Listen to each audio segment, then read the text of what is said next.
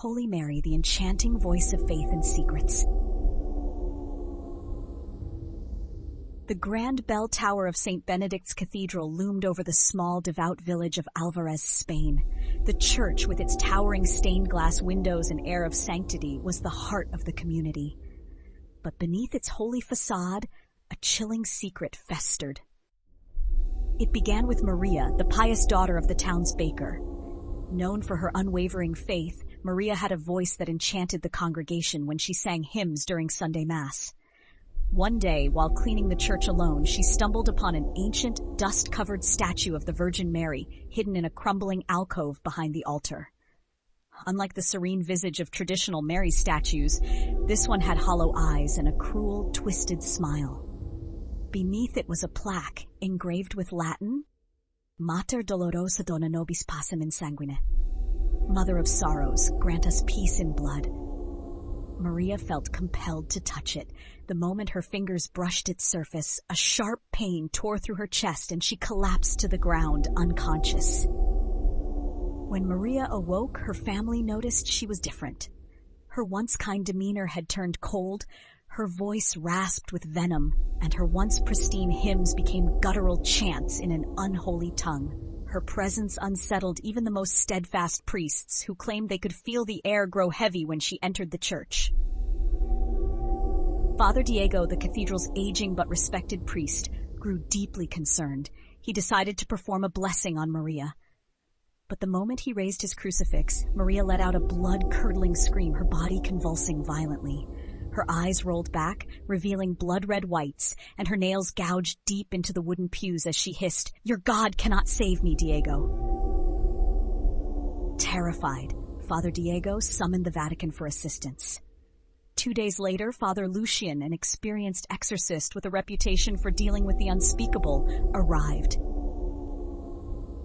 The ritual took place in the cathedral under the watchful gaze of the towering statues of saints.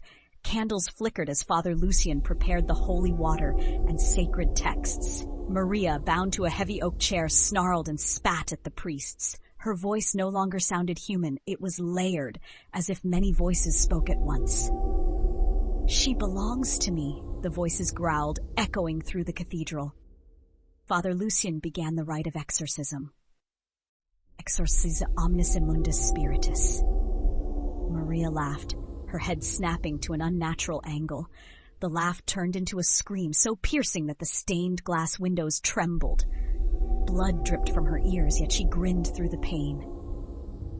"Do you not see, priest? She called for me. She prayed to your Holy Mary, and I came." The priests paused, confusion flashing across their faces. Father Diego whispered, "What does it mean?" Father Lucian's face darkened. The Virgin Mary is their guise. Demons twist devotion into damnation. As the exorcism continued, Maria's body contorted grotesquely. Her spine arched backward, bones cracking loudly. Deep gouges appeared on her skin, spelling the word fidem, Latin for faith. Black bile spewed from her mouth, sizzling as it hit the floor, and a foul stench filled the air. Suddenly, the statue of the Virgin Mary on the altar began to bleed from its hollow eyes. The blood pooled at its base, forming the shape of an inverted cross. The revelation. The demon revealed its name, Azrael, the angel of death. It mocked the priests, claiming that Maria's faith had summoned it. She begged for salvation, and I answered. Her prayers fed my strength. Her devotion brought me here. As Father Lucian raised the crucifix, Maria's voice deepened. "You think your relics scare me? Your God abandoned this place long ago." The candles extinguished, plunging the room into darkness. Screams erupted as unseen hands clawed at the priests. The shadows of the saints came alive, their serene faces twisting into grimaces of agony. Father Diego fell to his knees, clutching his rosary. The final battle. Father Lucian continued, his voice unwavering. "Adjuro te spiritus nequissim per diem omnipotentem."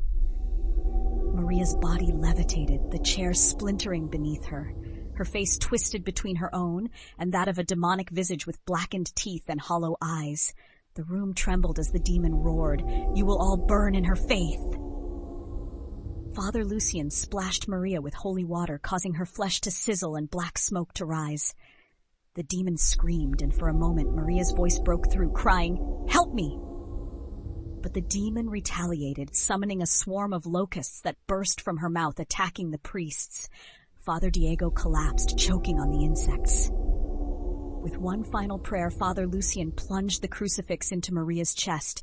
Her body convulsed violently, and the demon let out an earth-shattering scream as it was forced back into the abyss. Maria fell limp, her body battered and broken. The room grew silent, save for the labored breaths of the surviving priests. The aftermath.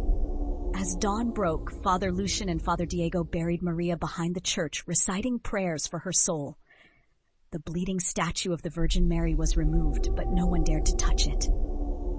Weeks later, Father Diego began hearing whispers during Mass, faint but unmistakable. They echoed from the altar, growing louder with each passing day. One evening, as he locked the church, he noticed something chilling.